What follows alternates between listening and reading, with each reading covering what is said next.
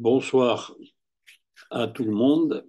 Je continue le cycle géopolitique de la Russie, de Pierre le Grand à Vladimir Poutine. Et comme vous le savez peut-être, je suis arrivé à, aux années Yeltsin.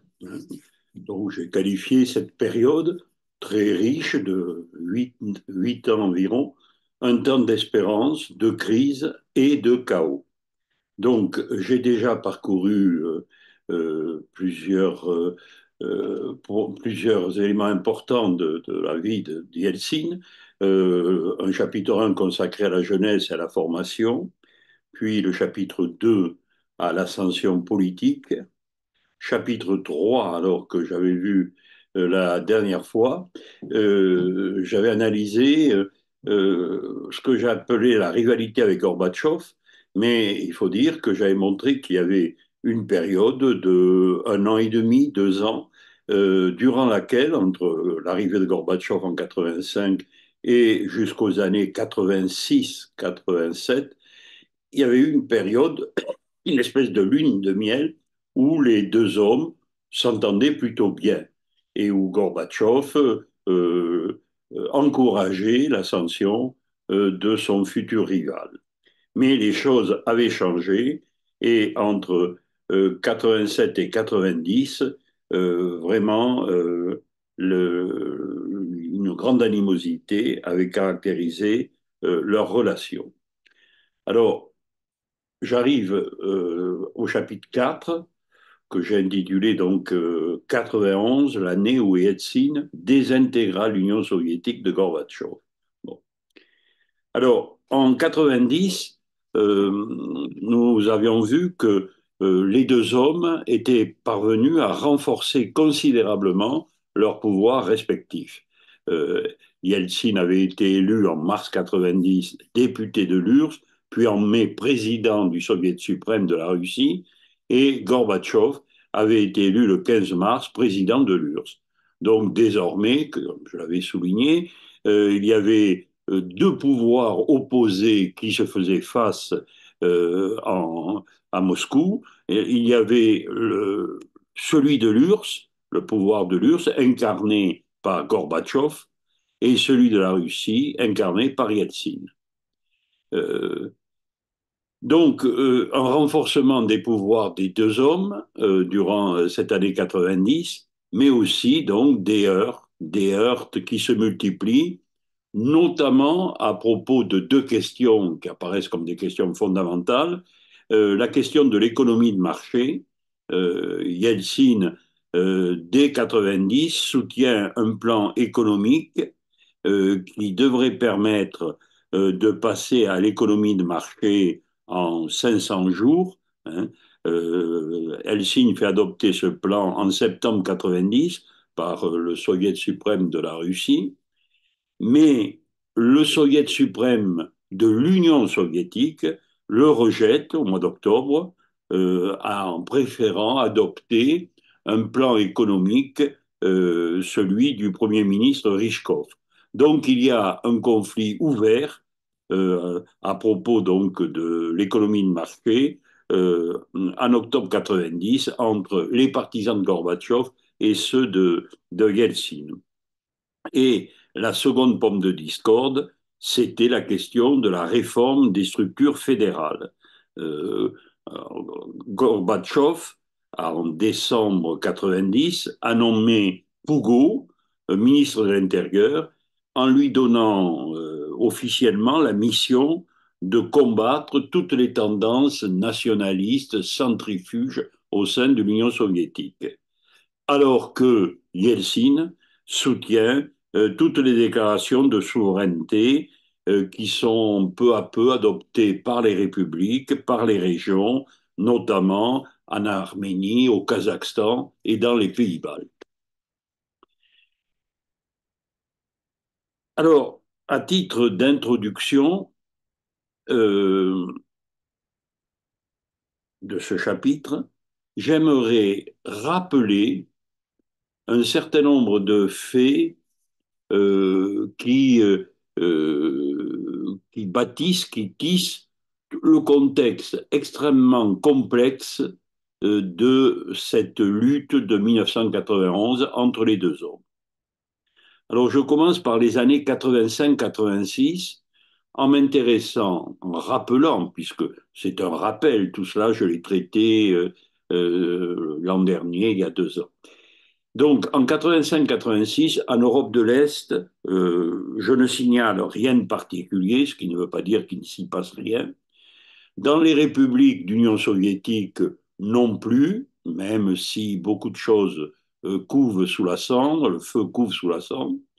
En ce qui concerne la société civile à NURS, alors là, évidemment, un des événements clés, c'est au mois d'avril 1986, l'explosion de la centrale atomique de Tchernobyl en Ukraine, à la frontière de la Russie, qui va susciter bon, beaucoup de peur, de dégâts, et qui va obliger Gorbatchev à, comment dirais-je, préciser ce qu'il appelle la glasnost. En effet, la grande nouveauté dans la société officielle de l'Union soviétique, c'est l'arrivée en mars 1985 de Gorbatchev, qui aussitôt déclare qu'il veut changer beaucoup de choses et notamment qu'il veut établir une transparence dans les événements politiques, économiques, culturels qui se passent en Russie. Et une occasion lui est donnée avec l'affaire de Tchernobyl. Et enfin, quand on regarde le destin de Yeltsin pendant ces années 85-86, on s'aperçoit que ce sont de belles années pour Yeltsin. Yeltsin, donc, qui est premier secrétaire du Parti communiste de Sverdlovsk, donc en Oural, est appelé en décembre 85 comme chef du Parti communiste à Moscou. C'est une promotion remarquable et il est évident que Gorbatchev l'a encouragé. Au mois de février suivant, donc en février 86, Yeltsin est nommé suppléant au Politburo, c'est-à-dire l'organe suprême au sein du Parti communiste et au sein donc de l'Union soviétique. Donc, ces années 85-86 sont des années d'entente plutôt entre les deux hommes et de promotion incontestable pour Yeltsin. Quand on passe aux années 87-88, bon, en Europe de l'Est, pour le moment, ne signalons rien de considérable, même si tout ce qui va arriver en 89, évidemment, se prépare. Dans les républiques de l'Union soviétique, par contre, il y a des phénomènes inquiétants qui, comme en décembre 1986 au Kazakhstan, des émeutes nationalistes, émeutes également montrant l'opposition entre les périphéries, les républiques, et le centre, Moscou. L'année suivante, dans les pays baltes, on s'aperçoit que la contestation s'enhardit et qu'elle, ne pouvant pas être véritablement politique, puisque c'est interdit, elle prend une double face, elle est écologique et elle est mémorielle. Toujours pour les républiques, c'est comment dirais-je, l'hostilité de plus en plus marquée entre Arméniens et Azéris d'Azerbaïdjan, avec en février 1988 un véritable pogrom, un massacre qui a lieu dans la banlieue de Bakou, à Sumgait, où les Azéris donc s'en prennent aux Arméniens. Donc, pour l'affaire du Haut-Karabakh, pour les rapports entre donc deux grandes républiques de l'Union soviétique, l'Arménie et l'Azerbaïdjan, on sent très bien que les choses se dégradent et que Moscou, on attend que Moscou, que Gorbatchev, donc à Moscou, soit l'arbitre, mais qu'il n'est pas pressé de rendre un arbitrage. Dans les pays baltes, la contestation se structure. Des fronts populaires se créent, comme Sajudis, par exemple, en Lituanie.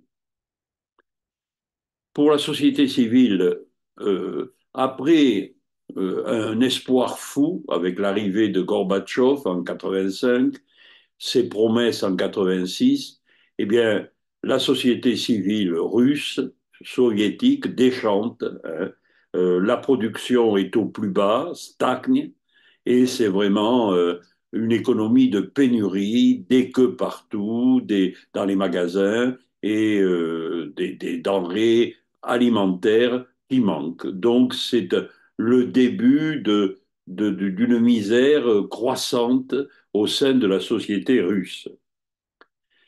Pour Gorbatchev, il ne semble pas apparemment que les choses se gâtent. Il a, d'une part, il essaye de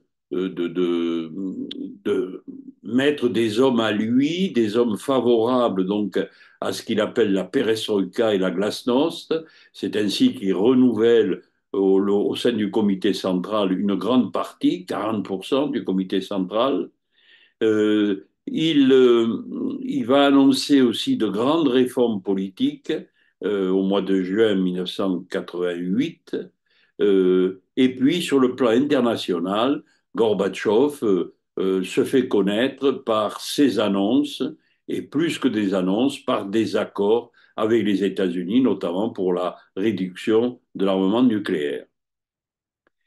Alors, par contre, pour Yeltsin, ce que j'avais signalé jusque-là, enfin en 85-86, comme euh, une entente avec Gorbatchev et des promotions très importantes pour Yeltsin, les choses changent. Yeltsin s'impatiente, euh, se persuade que rien ne change, que la perestroïka, ce n'est qu'une annonce, que Gorbatchev devrait se séparer de beaucoup d'hommes de son entourage qui freinent le mouvement réformateur.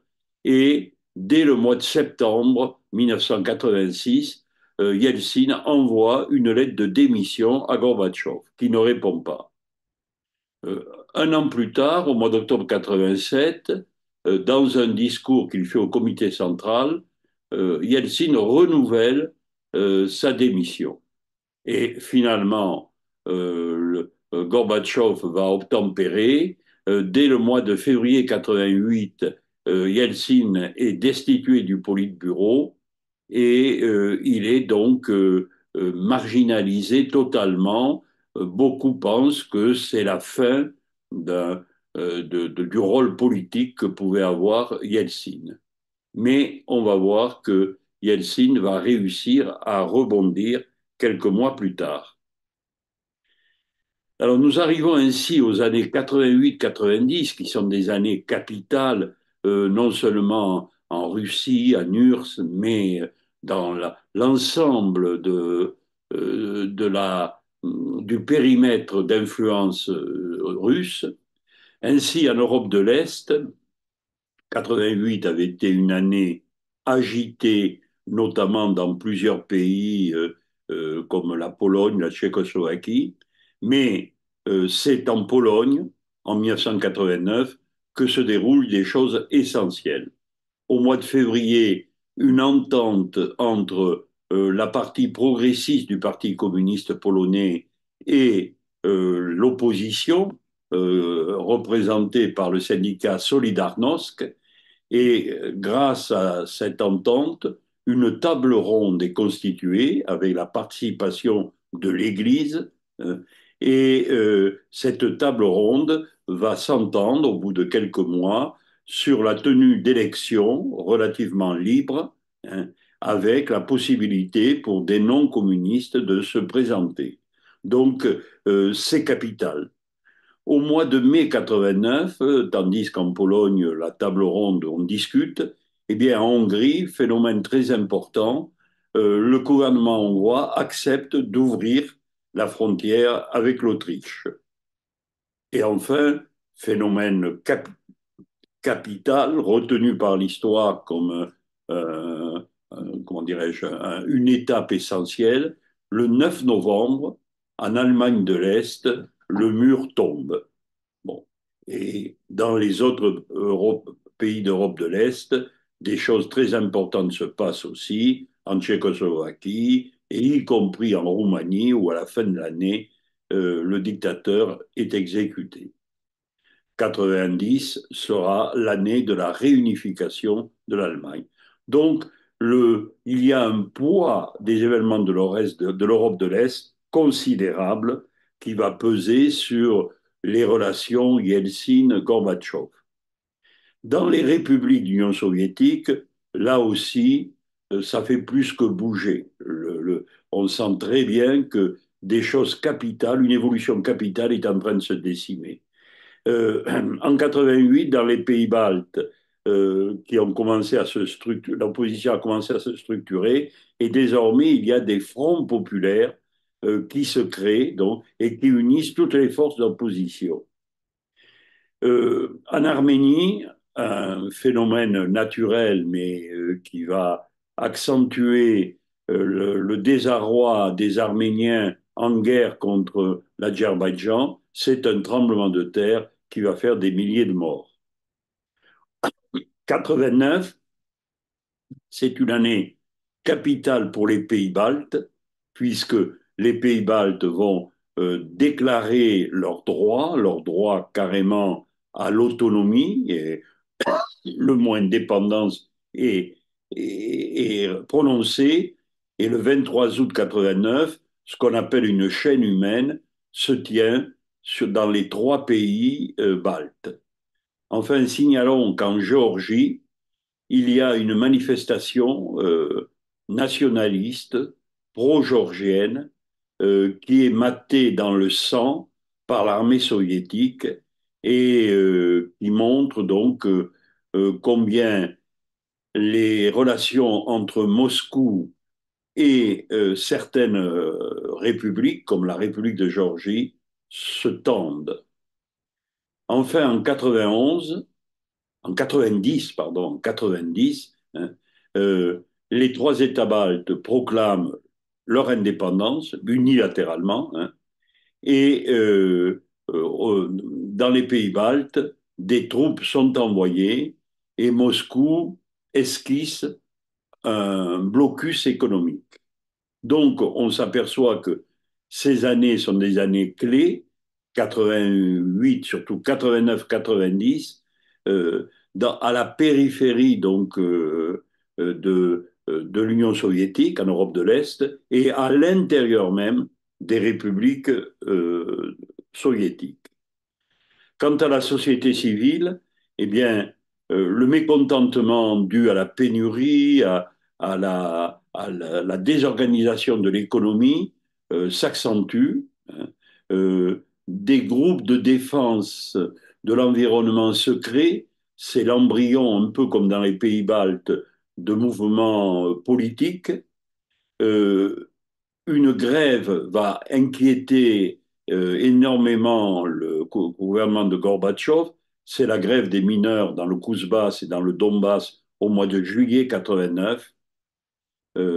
Donc, face à ce déchaînement de l'opposition dans la société civile, se crée un groupe, le groupe Soyouz, qui est un groupe donc au sein notamment du Congrès des députés du peuple, qui voudra essayer de freiner le mouvement réformiste. Pour Gorbatchev, eh bien, Gorbatchev continue euh, à conforter son pouvoir. Il va être élu en octobre 88 président du Présidium du Soviet suprême, de l'URSS. Euh, il sera au mois de mai donc président du Soviet élu par le premier congrès des députés du peuple. Et enfin, en mars 90, il sera élu donc président de l'Union soviétique. Bon. Et en même temps, parallèlement donc à ce renforcement des pouvoirs, eh bien, son rôle international croît.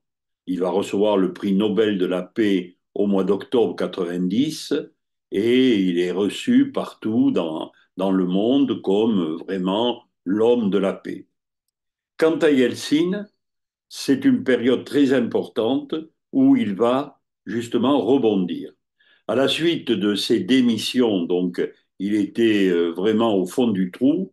Et c'est au mois de juin 88 que, profitant d'une conférence du Parti communiste, il intervient et il commence, disons, il commence pas, mais il confirme sa réputation au sein de l'opinion après cette intervention et il décide au mois de mars 89 de se présenter à la nouvelle structure qui est le Congrès des députés du peuple. Donc il ne se présente pas en tant que candidat du Parti communiste, mais en tant qu'on pourrait dire candidat libre, et il est élu donc au Congrès, puis il est élu au Soviet suprême de l'Union soviétique. Il fait des voyages au Japon, aux États-Unis, et ensuite, en 90, il décide de devenir, d'avoir un rôle désormais essentiel dans la République de Russie, hein. Au mois de mars 90, il est élu député de Russie, et quelques mois plus tard, en mai, il est élu président du Soviet suprême de Russie par le peuple, hein. Donc, euh, alors que Gorbatchev, il était président de l'Union soviétique, mais il n'a pas été élu directement par le peuple. Donc les deux hommes sont face à face.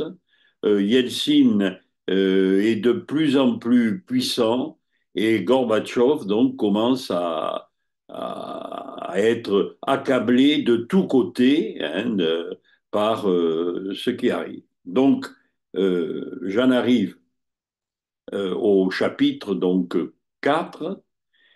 La première partie, je veux rappeler que Yeltsin, durant cette année 91, puisque mon chapitre sera consacré uniquement à l'année 91, hein. Donc, il sera chronologique.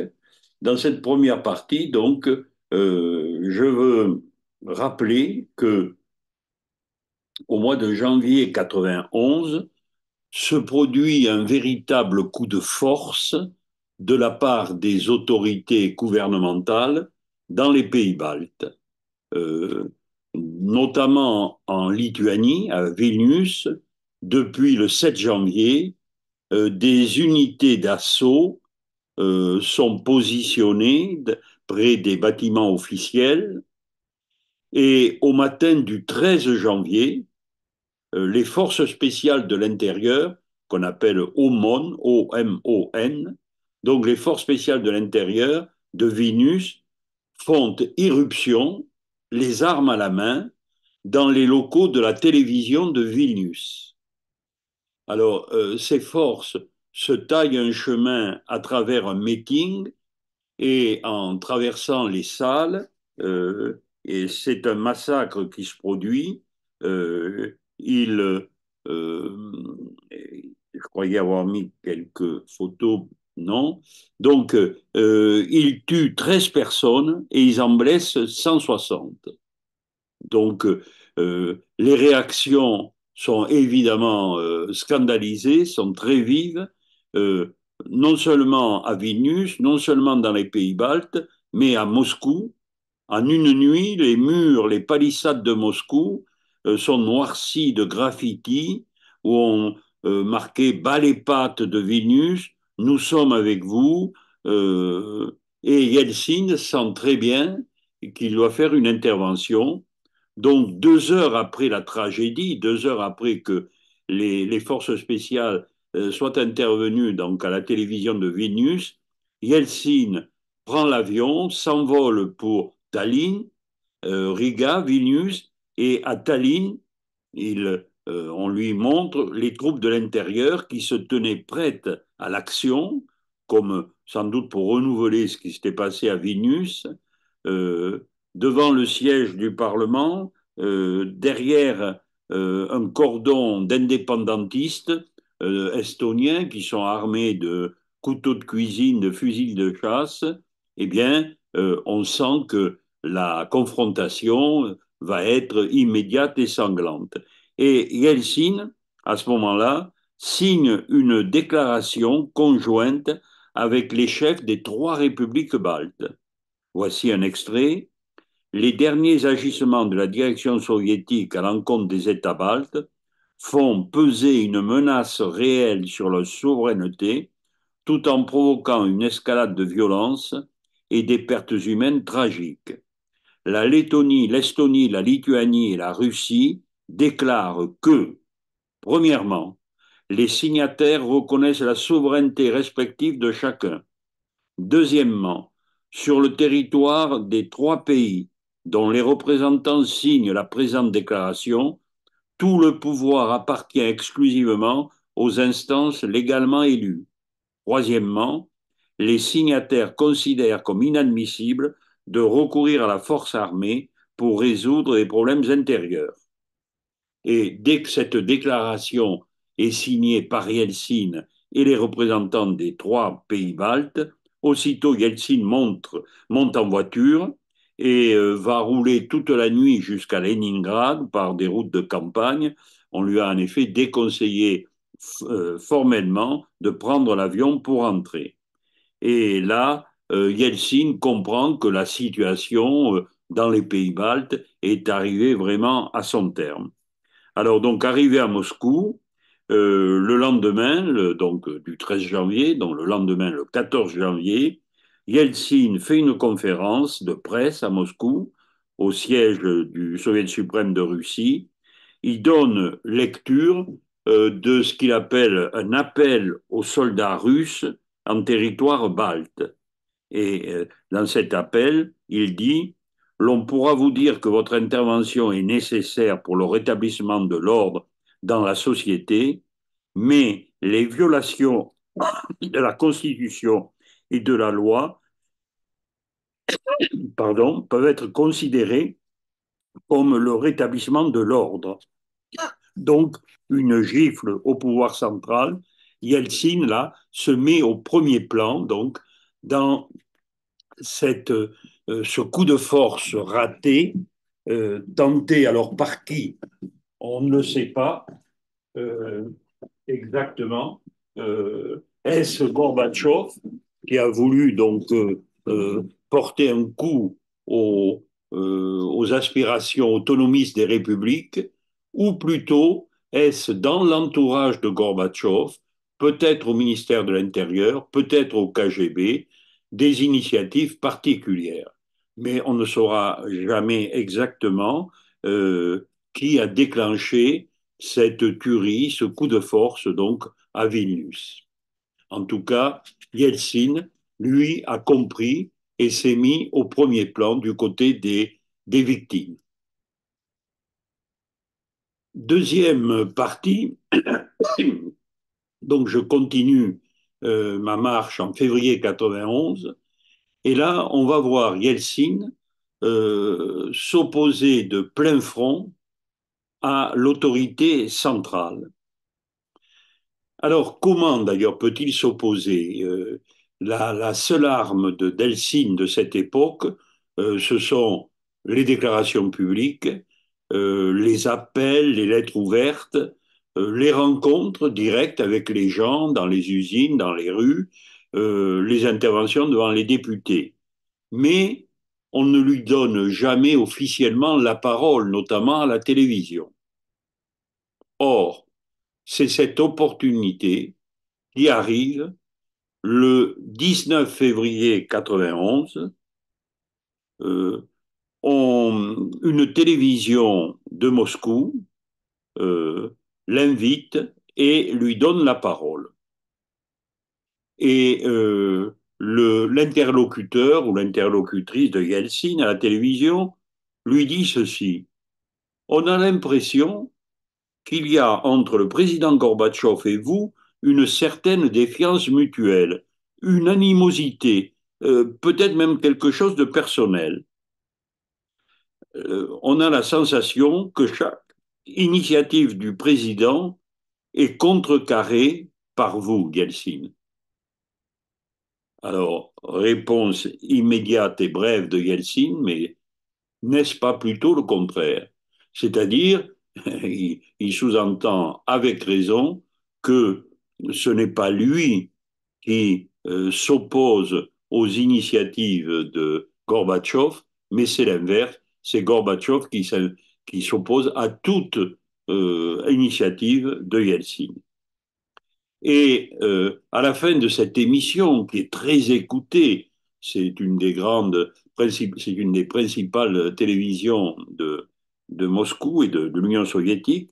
Et à la fin de l'émission, Yeltsin exprime le souhait qu'on lui laisse le temps de s'adresser directement aux citoyens. Alors là, le présentateur ou la présentatrice euh, se, se- et ne sait que faire et finalement accepte donc de donner la parole à Yeltsin. Et Yeltsin, avec sa lenteur habituelle, euh, vous savez, quand il parle, il marque de très longues pauses et il prend enfin la parole. Voici ce qu'il dit. Je dois dire franchement, et Dieu m'est témoin que j'ai fait de nombreuses tentatives pour collaborer vraiment avec Gorbatchev, et nous avons eu plusieurs rencontres de 5 heures chacune pour discuter les problèmes. Mais malheureusement, le résultat a toujours été le même. Mon tort personnel aura été de faire trop confiance au président Gorbatchev. À l'analyse minutieuse des événements de ces derniers mois, je déclare me désolidariser de la position et de la politique du président Gorbatchev. Je me prononce pour sa démission immédiate. La déclaration de Yeltsin fait l'effet d'une bombe. Elle est prononcée, pardon, à la télévision fédérale en direct. Et ce n'est pas n'importe quelle déclaration, puisque c'est un appel à la démission du secrétaire général du Parti communiste, du président de l'URSS. Donc, cet appel de Yeltsin sonne, si vous voulez, comme un sacrilège, comme un défi à la stabilité, à la fiabilité de l'État. Et ça va déclencher immédiatement une tempête. Les députés communistes condamnent avec virulence la position d'Eltsine. La presse, les commentateurs de télévision suivent, bien sûr, en dénonçant Yeltsin. Et quelques jours plus tard, le 26 février, Gorbatchev lui-même répond sans le nommer, mais il accuse Yeltsin de détruire l'unité du pays. Alors, que va faire Helsinki? Bien, loin de se calmer, comme on lui conseillait, il continue ses attaques contre l'autorité centrale et le 9 mars, à la Maison du cinéma à Moscou, dans un discours, il récidive. Il déclare, en parlant donc de l'Union, du traité de l'Union que Gorbatchev voudrait réformer, nous ne voulons pas, j'ai oublié le S à voulons, nous ne voulons pas de l'Union dans l'État où elle est. Nous ne voulons pas d'un tel centre fédéral, énorme, bureaucratique, qui depuis plus de 70 ans déjà nous dicte implacablement ses lois. Nous devons nous affranchir de tout cela. Donc, les choses sont nettes.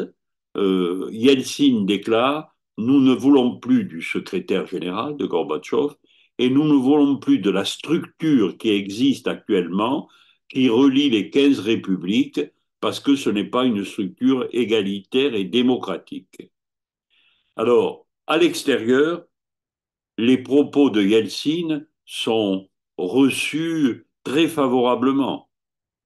Le 10 mars, 300 000 moscovites manifestent pour demander, comme Yeltsin leur a proposé, la démission de Gorbatchev, pour inciter aussi la population à dire non au référendum qui se prépare pour réviser le traité de l'Union.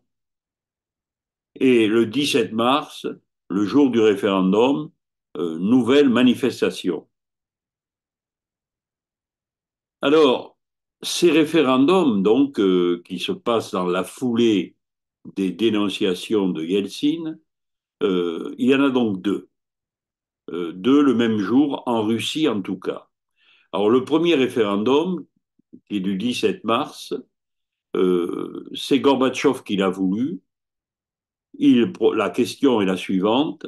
Pensez-vous qu'il soit nécessaire de préserver l'Union soviétique sous forme d'une fédération renouvelée de républiques souveraines égales où les droits et les libertés de chacun, quelle que soit la nationalité, seront pleinement garantis? Alors bien sûr, dans la question posée par Gorbatchev à la population, il y a bien l'idée qu'on va renouveler le traité de l'Union. Mais on sent très bien que ce renouvellement sera limité et que Gorbatchev veut avant tout sauvegarder l'aspect général de la structure de l'Union soviétique, c'est-à-dire un centre dominant par rapport aux républiques. Alors, il y a un deuxième référendum qui est fait. Donc là, ce premier référendum l'emporte, 77% oui. Le deuxième référendum, le même jour, n'est organisé que dans la Russie. Et c'est Yeltsin qui l'a demandé. Gorbatchev n'y tenait pas. La question est la suivante. Estimez-vous nécessaire de créer un poste de président de la République de Russie élu au vote populaire? Parce que jusqu'à présent, il y avait le président du Soviet suprême de Russie qui était élu par les députés, mais pas au vote populaire. Alors qu'à l'Union soviétique, le président, il était prévu, soit élu au vote populaire. Donc c'était très important, fondamental pour Yeltsin. Et 71% de oui, c'est donc une victoire, un succès. C'est vraiment un pas de plus vers l'autonomie russe et vers la restriction des prérogatives du pouvoir fédéral. Donc c'est un coup porté à la politique de Gorbatchev. Troisième élément, donc Gorbatchev a obtenu la création d'un président élu et non, Yeltsin a obtenu cela, pardon, et donc Yeltsin, le poste étant créé, va s'y présenter. Et Gorbatchev va tout faire pour, il espère quand même que Yeltsin ne sera pas élu, ce qui lui permettrait quand même de couper les ailes un petit peu à Yeltsin.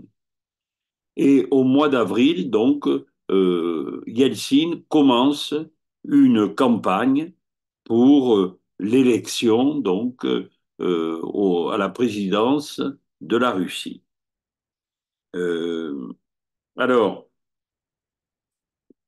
Yeltsin refuse, durant cette campagne électorale, de participer à des débats télévisés, parce qu'il dit que ce sont des caricatures de débats, et il choisit une autre méthode, c'est voyager à travers le pays et essayer de convaincre donc directement les populations de voter pour lui. Alors il se rend à Toula, à la frontière de l'Ukraine. Il se rend également à Voronezh, pas très loin de là, puis à Tcheliabinsk, alors là c'est à la frontière du Kazakhstan, et enfin il termine par Leningrad, là à Saint-Pétersbourg si vous voulez, où il va prendre la parole dans l'immense usine Kirov, c'est une usine de machines-outils, et là il répète donc que il faut faire en sorte que Gorbatchev démissionne. Alors, durant cette campagne électorale fondamentale pour Yeltsin, il se présente comme un indépendant il propose des réformes rapides. Alors, euh, Gorbatchev a fait en sorte de lui mettre, il y a 5 candidats contre Yeltsin, et notamment deux qui sont des candidats très dangereux, puisque c'est l'ancien Premier ministre Ryzhkov, un homme très connu, et l'ancien ministre de l'Intérieur, Bakatine. Eh bien, donc deux hommes issus du pouvoir fédéral, des hommes, on peut dire, de Gorbatchev. Et Yeltsin parviendra donc à les battre. Euh, les manifestations de soutien durant cette campagne sont nombreuses, chaleureuses. On crie Yeltsin, Yeltsin, Gorbatchev démission. Euh, le nombre des manifestants atteint parfois le demi-million. Il y a durant cette campagne des comment dirais-je des pétitions, des signatures qui circulent pour soutenir la candidature de Yeltsin. Il y a un vrai attachement à la personne de Yeltsin. Et je veux m'arrêter un instant parce que c'est là, lors de cette campagne, donc du mois d'avril, mai 91, qu'on se rend compte d'un phénomène considérable, c'est-à-dire le, alors, pardon, le changement de l'image de Yeltsin dans l'opinion. C'est effectivement très important. Jusque-là, revenons en arrière un instant, jusque-là, c'est-à-dire dans les années 88-90. Yeltsin est bien sur la scène politique, mais il n'y est pas assuré. Il avance à tâtons. Il est presque toujours en porte-à-faux. Il joue le rôle d'un opposant, mais dans un pays où l'opposition n'existe pas. Donc, c'est pas très confortable. Il veut apparaître comme leader démocrate, mais dans un pays où il n'y a aucune tradition de démocratie. Il s'affirme comme un parlementaire, mais les parlements en Russie et en Union soviétique, ce sont uniquement des chambres d'exécution de la volonté du Parti communiste. Donc, le rôle du parlementaire est plus que réduit. Enfin, il appartient à un groupe, on pourrait dire un parti politique, le groupe interrégional dont j'ai parlé, vous savez, avec Sakharov notamment, Afanassiev. Mais dans ce groupe, il y a essentiellement, je l'ai dit, des intellectuels, alors qu'il n'appartient pas, que ce n'est pas un intellectuel. Donc c'est pour ça que je dis que pendant longtemps, il est en porte-à-faux. Ces étiquettes, si vous voulez, ne correspondent pas à ce que peut attendre l'opinion. Et durant ces 3 ans, il est donc pas estimé comme il devrait l'être, et il est même déconsidéré. C'est une cible. C'est à cette époque donc qu'on souligne que c'est un être dérangeant, on ne sait jamais de quel côté il sera, intempérant, donc qui boit beaucoup, peu conciliant, peu enclin au compromis, euh, ne voulant pas se couler dans le système, hein, rejetant le système, et puis d'une manière générale, donc, il est très malmené par les médias gorbatcheviens. Tout à l'heure, j'ai dit que c'est exceptionnel qu'on lui accorde une interview à la télévision, et il est également maltraité par les médias étrangers. Hein. Parce que autant à l'étranger, la popularité de Gorbatchev est immense, hein, autant celle de Yeltsin est très mitigée. Par exemple, Yeltsin a fait une tournée en France du 17 au 21 avril 91, mais il a été accueilli en France, notamment par les officiels, hein, de manière assez froide, hein. Aux États-Unis, ça a été mieux parce qu'il a pris soin, dès son arrivée à Washington, de reconnaître à Gorbatchev, son rival, le mérite d'avoir mis en route la perestroïka. Donc, si vous voulez, je ne dirais pas du tout que pendant 3 ans, euh, Yeltsin avait tout faux, loin de là, puisqu'il s'est fait connaître, il s'est fait élire, mais il n'a jamais pu, comment dirais-je, s'affirmer comme vraiment un leader populaire. Et c'est ce qui va lui arriver au moment de cette campagne électorale du printemps 91. Là, lors du printemps 91, Yeltsin apparaîtra comme un défenseur du peuple, donc c'est du populisme, ça ne fait aucun doute, hein, comme un représentant des simples gens, de gens qui ont été atrocement paupérisés.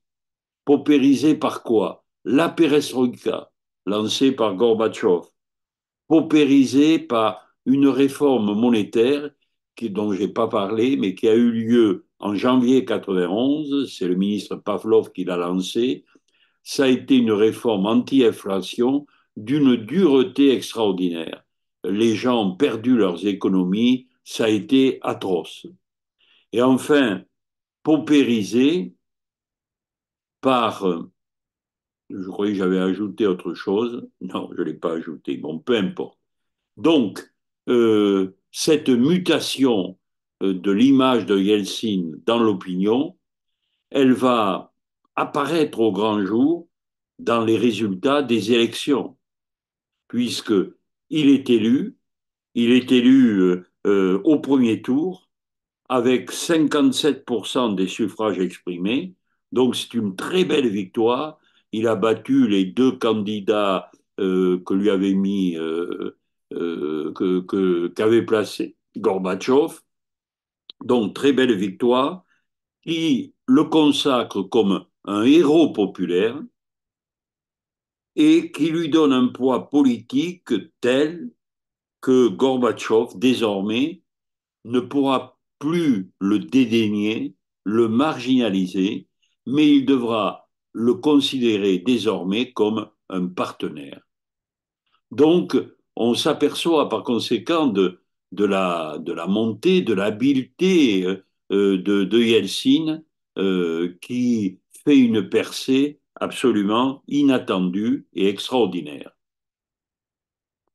Alors, je terminerai ce chapitre en montrant que Yeltsin, qui désormais a acquis donc une popularité extrême, eh bien, il va agir, pardon, comme leader de l'opposition. Et il va massacrer les forces conservatrices.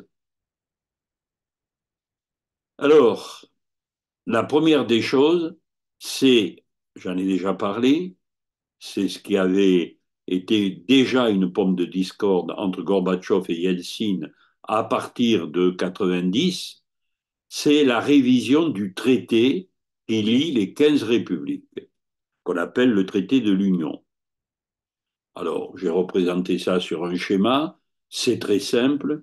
L'Union soviétique, c'est un système donc pas centralisé, hyper centralisé.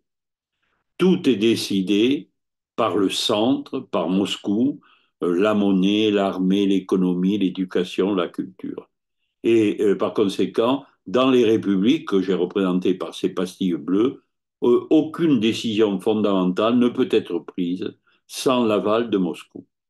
Bon, c'est ce système donc que Gorbatchev envisage de modifier quelque peu et Yeltsin de modifier totalement. Alors, tout a commencé en mars 89, lors du premier congrès des députés du peuple, où Gorbatchev a annoncé qu'il fallait élaborer un nouveau traité de l'Union, donc dès mars 89. En avril 91, Gorbatchev a entamé des négociations, mais des négociations qu'il veut vraiment tenir, cerner, hein, donc il en fait son affaire. Au mois d'avril 91, dans une datcha présidentielle près de Moscou, Novo-Ogarievo, il y a sur 15 républiques, 9 qui disent accepter de signer le nouveau traité. Alors, 6 refusent, les 3 républiques baltes, la Moldavie, la Géorgie et l'Arménie. Mais on se rend compte déjà que ces républiques, elles acceptent de signer, mais en réalité, elles n'attendent pas du nouveau traité exactement la même chose. Donc, c'est déjà très fragile. Alors, Yeltsin intervient de manière décisive pour faire en sorte que le nouveau traité prévoit une union beaucoup plus décentralisée. Gorbatchev, à regret, fait des concessions à Yeltsin, mais Gorbatchev sait qu'il faut à tout prix signer très rapidement le nouveau traité. Donc, il accepte de faire ses concessions et il annonce que le nouveau traité sera signé le 20 août 91. Donc, le projet helsinien, je l'ai représenté là, vous le voyez, c'est un système très décentralisé. Ce sont les républiques qui décident l'essentiel et qui, pour un certain nombre de questions, acceptent de se fédérer, mais pour l'essentiel, tout est décidé par les républiques. Voilà le projet helsinien. Euh, donc, Yeltsin, par conséquent, tente d'imposer ce traité, et c'est ce type de traité qui devrait être signé le 20 août. Mais à ce moment-là, le Parti communiste et les conservateurs du Parti communiste pensent que Gorbatchev est en train de trahir, qu'il a tout cédé à Yeltsin et que ça va faire éclater l'Union soviétique si on signe ce traité. Donc, pour les conservateurs du parti, il est urgent de ne pas signer ce traité le 20 août, d'arrêter la machine, et c'est ainsi qu'ils décident donc de faire un putsch. Putsch dont j'ai parlé déjà à propos de Gorbatchev. J'y reviens pour montrer le rôle de Yeltsin. Alors, si vous voulez, rapidement, voyons le film du putsch. Euh, alors, Yeltsin, bien sûr, comme toute l'élite politique, se doutait de la préparation d'un putsch conservateur, euh, ne serait-ce que depuis l'intervention à Vilnius des forces, hein. Donc, ce n'est pas quand même une surprise totale. Mais bien sûr, Helsinki ne savait pas que ce putsch allait arriver le 19 août. Donc, reprenons, Yeltsin est dans sa datcha et sa fille Tania le réveille au petit matin. Papa, debout, il y a un coup d'État. Je dis tout ça en plaisantant un peu, mais ça se serait passé comme ça. Alors Yeltsin se lève et écoute à la télévision le communiqué des putschistes, dont j'ai marqué le principal, par suite de l'incapacité temporaire du président Gorbatchev à remplir ses obligations pour raison de santé. Donc, une nouvelle structure s'est mise en place temporairement, etc. Alors, tout autour de la datcha d'Helsinki circulent des gens du KGB qui, vraisemblablement, attendent l'ordre d'arrêter Yeltsin, mais les putschistes ont peur, l'ordre ne vient pas, et Helsinki décide de quitter sa datcha, ce qu'il peut faire facilement, et de se rendre au Parlement russe, qu'on appelle la Maison Blanche. Il a un gilet pare-balles, il a fait mettre le drapeau russe sur la voiture, et il traverse une partie de Moscou. Là, il se rend compte que Moscou est sous le choc, il y a des engins militaires un peu partout, la population se mobilise et se montre très vite hostile aux militaires. Donc, Yeltsin entre à la Maison-Blanche, se met à téléphoner aux putschistes, à Yanayev, le vice-président, à Kryuchkov, pardon, qui est le président du KGB, à Yassov, le ministre des Armées. Il y a donc une véritable effervescence téléphonique. Et puis, il téléphone aussi à l'étranger. Hein, autant Bush, le président américain, George W. Bush, pardon, comme le Premier ministre britannique Major le soutiennent, Yeltsin, soutiennent donc Gorbatchev, et lui, et sont contre les putschistes. François Mitterrand déclare vouloir attendre les intentions des nouveaux dirigeants. Il n'appellera pas Mitterrand, d'ailleurs, Gorbatchev à Pharos.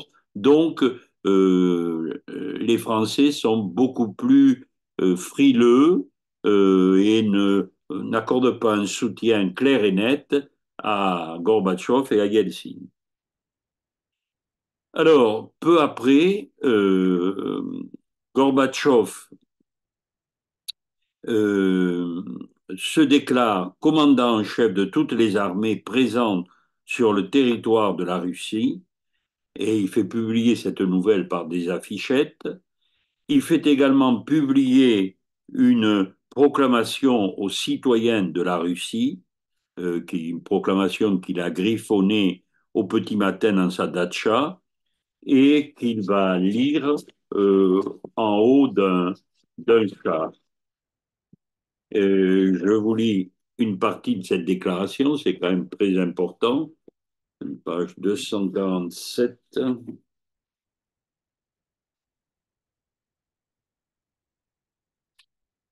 Alors, aux citoyens de la Russie, dans la nuit du 18 au 19 août, le président légalement élu du pays s'est vu écarté du pouvoir. Quelles que soient les raisons justifiant cette mise à l'écart, nous avons affaire à un coup d'État anticonstitutionnel, réactionnaire de droite. En dépit de toutes les difficultés et des si rudes épreuves endurées par le peuple, le processus démocratique revêt une ampleur de plus en plus importante dans le pays, un caractère irréversible. Ce développement a provoqué l'ire, la colère, des forces réactionnaires et les a incités à des tentatives irresponsables et hasardeuses pour résoudre les problèmes politiques et économiques extrêmement complexes par des méthodes de force. Nous avons considéré, c'est Yeltsin qui parle, et considéré que ces méthodes de force sont inacceptables. Elles discréditent l'Union soviétique devant le monde entier, sapent notre prestige dans la communauté mondiale, nous renvoient à l'époque de la guerre froide et à l'isolement de l'Union soviétique vis-à-vis de la communauté internationale. Tout cela nous force à déclarer illégal le soi-disant comité qui a pris le pouvoir. En conséquence, nous déclarons illégales toutes les décisions et dispositions prises par ce comité. Nous exprimons la certitude que les instances locales du pouvoir appliqueront d'une manière inflexible les lois et arrêtés constitutionnels du président de la République fédérative. Nous appelons les citoyens de la Russie à donner la riposte aux putschistes et à exiger le retour d'un développement constitutionnel normal dans le pays. Donc une proclamation très ferme qui est lue sur un char devant la Maison-Blanche. Donc la foule est là, elle est tout à fait favorable aux propos de Yeltsin qui apparaît comme vraiment le leader à la place donc de Gorbatchev qui est retenu et très vite donc les putschistes renoncent et Gorbatchev va pouvoir revenir. Alors, quelques jours après le putsch, Yeltsin va, avec beaucoup d'habileté, de machiavélisme aussi, s'en prendre, bon, d'abord, dès le 21 août, aux putschistes. Hein, euh, certains se sont suicidés, d'autres sont envoyés en prison. Ensuite, Yeltsin réclame à Gorbatchev que le gouvernement de l'Union soviétique soit épuré. Gorbatchev aurait voulu sauver quelques-uns de ses ministres en disant qu'ils n'avaient pas participé au putsch, mais Yeltsin est intraitable. Il force Gorbatchev à lire un document prouvant que tous ses ministres, sauf un, ont soutenu le coup d'État. Donc, tout le gouvernement est remplacé par des hommes Yeltsin, de Yeltsin. Ensuite, le 25 août, alors là c'est considérable, Boris Yeltsin décide de suspendre les activités du Parti communiste de l'Union soviétique et il confisque ses biens. La suspension sera transformée en dissolution du parti le 6 novembre. Ensuite, entre le 26 et le 29 août, c'est le sort du Soviet suprême de l'Union soviétique qui est réglé. Puis, le 5 septembre, c'est le Congrès des députés du peuple qui se saborde. Et enfin, en novembre et en décembre, c'est l'Union soviétique qui vit ses dernières heures. Le 1er décembre, d'abord, les Ukrainiens votent en faveur de l'indépendance de la République au cours d'un référendum. Aussitôt, Yeltsin reconnaît cette indépendance. Et le 8 décembre, Yeltsin pour la Russie, Knavitchouk pour l'Ukraine et Shunkiewicz pour la Biélorussie, donc tous les trois, représentants de la Russie, de l'Ukraine et de la Biélorussie, se réunissent à Minsk, en Biélorussie, et constatent la disparition de l'Union soviétique. Et ils créent une communauté d'États indépendants avec 8 autres républiques. Donc, sur les 15 républiques, il y en a 11 qui forment cette nouvelle structure qu'on appelle la communauté des États indépendants. Les 3 républiques qui refusent, ce sont les 3 pays baltes et la Géorgie. Donc, c'est la fin de l'URSS. Il n'y a plus donc de poste de président de l'URSS et Gorbatchev démissionne le 25 décembre, donc depuis le Kremlin. Il fait son dernier discours et à la fin de son discours, le drapeau donc de l'Union soviétique avec la faucille et le marteau est descendu et remplacé par le drapeau de la Russie. Alors, j'ajoute que les 11 États de la communauté d'États indépendants, de la CEI, se sont entendus sur la monnaie. C'est le gouvernement russe qui s'est emparé de la Banque centrale soviétique. Ils se sont entendus sur le siège de membre permanent du Conseil de sécurité de l'ONU, qui est revenu à la Russie, et, ce n'est pas un problème mineur, sur la possession des armes nucléaires. Il y a plus de 27 000 ogives qui étaient dispersées donc en Union soviétique, en Biélorussie et en Ukraine, et tout sera contrôlé par la Russie. Donc, Boris Yeltsin est désormais le maître de la Russie. Il est arrivé avec beaucoup d'habileté en 3 4 ans, en s'imposant auprès du peuple, en s'imposant comme leader de la Russie. Donc, sa marche au pouvoir est remarquable. Euh, mais il est à la tête, il est le maître d'une Russie qui est très malade, sur le plan économique, hein, c'est la pénurie, le beurre manque, les tickets de ravitaillement ont été restaurés, et sur le plan politique aussi. Donc, va rester maintenant une restructuration, une perestroïka, mais qui va être très compliquée, très difficile à faire. Mais ça sera une autre partie de l'œuvre de Yeltsin.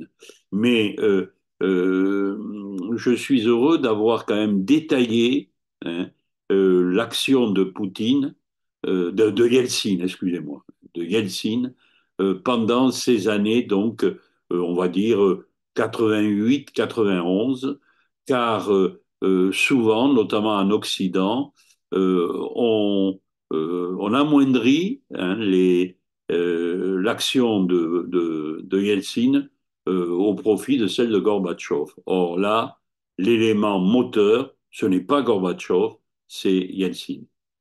Merci.